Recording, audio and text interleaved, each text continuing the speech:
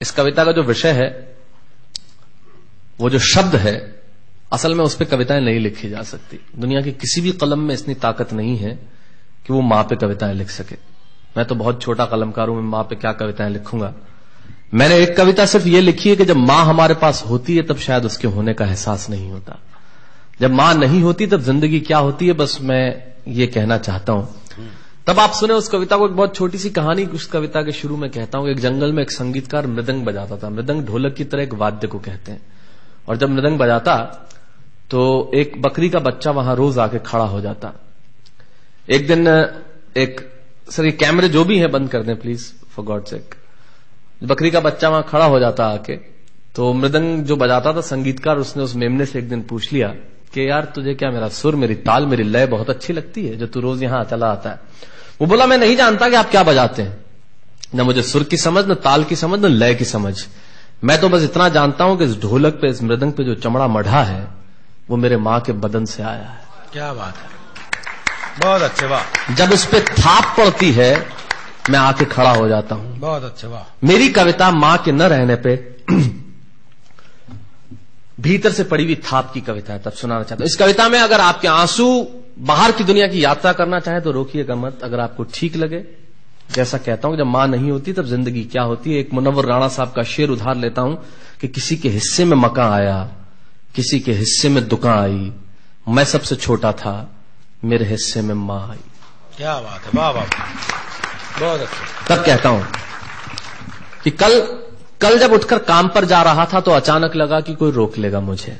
कल जब उठकर काम पर जा रहा था तो अचानक लगा कि कोई रोक लेगा मुझे और कहेगा खड़ा खड़ा दूध मत पी, हजम नहीं होगा। मुझे लगा कोई कहेगा खड़ा खड़ा दूध मत पी, हजम नहीं होगा। 2 घड़ी सांस ले ले, अरे इतनी ठंड और कोट भूल गया, इसे भी अपने पास ले ले। मन में सोचा मां रसोई से बोली होंगी जिसके हाथों में सना आटा होगा।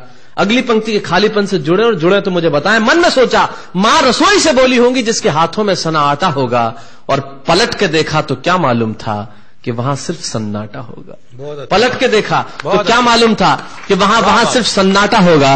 अरे अब हवाएं ही तो बात करती हैं मुझसे। जब कोई नहीं होता तब अंतरिक्ष बात करता है, निर्वात बात करता है, वैक्यूम बात करता है। तब कहता हूं अरे अब हवाएं ही तो बात करती है मुझसे। लगता है जब जाऊंगा किसी खास काम से तो कोई कहेगा दही शक्कर खा ले बेटा, अच्छा शगुन होता है। कोई कहेगा गुड़ खा ले बेटा, अच्छा शगुन होता है। पर मन इसी बात के लिए तो रोता है कि सब कुछ है मां, सब कुछ। जिस आजादी के लिए तुझसे मैं सारी उम्र लड़ता रहा। आपने अपने बचपन में देखा होगा, माए हमें टोकती है, यहां मत जा, वहां मत जा, ये मत कर, वो मत कर। तब हम आजाद होना चाहते हैं। और आजादी की कीमत कितनी बड़ी देनी पड़ती है। अगर कम शब्दों में मैंने ठीक बात कह दी हो तो इसका एहसास मुझे जरूर कराइएगा कि सब कुछ है मां, सब कुछ। जिस आजादी के लिए तुझसे मैं सारी उम्र लड़ता रहा वो सारी आजादी मेरे पास है। फिर भी न जाने क्यों दिल की हर धड़कन उदास है। कहता था ना तुझसे मैं वही करूंगा जो मेरे जी में आएगा, और आज मैं वही सब कुछ करता हूं जो मेरे जी में आता है। बात ये नहीं है कि मैं जो चाहूं कर लूं, मुझे कोई रोकने वाला नहीं है। बात है तो इतनी सी कि सुबह देर से उठूं ना तो कोई टोकने वाला नहीं है। बहुत अच्छे, वाह वाह, बहुत अच्छे, वाह वाह वाह वाह। बात है तो इतनी सी कि सुबह देर से उठूं ना तो कोई टोकने वाला नहीं है। रात को देर से लौटूं तो कौन नाराज होगा भला, कौन कहेगा बार बार कि अब कहां चला। आप ही के जिंदगी के कुछ दृश्य चुराता हूं और आप ही को सौंपता हूं। रात को देर से लौटूं तो कौन नाराज होगा भला, कौन कहेगा बार बार कि अब कहां चला। दोस्तों के साथ घूमने पर उल्हाने कौन देगा, मेरे वो तमाम झूठे बहाने कौन देगा। सच कहा साहब, गम की चोटें जख्मों पे फौलाद से ज्यादा क्या होगी, और मां की दौलत दुनिया में औलाद से ज्यादा क्या होगी। तब कहना चाहता हूं कि रात को देर से लौटूं तो कौन नाराज होगा भला, कौन कहेगा बार बार कि अब कहां चला। दोस्तों के साथ घूमने पर उल्हाने कौन देगा, मेरे वो तमाम झूठे बहाने कौन देगा। कौन कहेगा कि इस उम्र में क्यों परेशान करता है। हाय राम ये लड़का क्यों नहीं सुधरता है, पैसे कहां खर्च हो जाते हैं तेरे, क्यों नहीं बताता है। सारा दिन मुझे सताता है, रात को देर से आता है, खाना गर्म करने को जागती रहूं, खिलाने को तेरे पीछे भागती रहूं, बहाती रहूं आंसू तेरे लिए, कभी कुछ सोचा है मेरे लिए। खैर मेरा तो क्या होना है और क्या हुआ है, इस बुढ़िया का तो क्या होना है और क्या हुआ है। तू खुश रह लेना यही दुआ है, और आज तमाम खुशियां ही खुशियां। जीवन में जो सर्वश्रेष्ठ एक पंक्ति जो ईश्वर ने मुझे सौंपी वो मैं आपको सौंपता हूं। कहीं कोई कविता नहीं है, एक बहुत सामान्य सी बात जो बहुत सामान्य ढंग से मैं कह रहा हूं, लेकिन गेट सेट गो जो मैंने किताब लिखी, शायद हिंदुस्तान की पिछले 3 सालों में सबसे ज्यादा बिकने वाली किताब वो रही। 14 भाषाओं में उसका अनुवाद हुआ। वाह में मैं रोज टीवी पे बोलता हूं, मेरे लाखों लफ्ज कुर्बान करता हूं सिर्फ उस एक पंक्ति पे जो ईश्वर ने मुझे सौंपी, और कहीं कोई कविता नहीं है।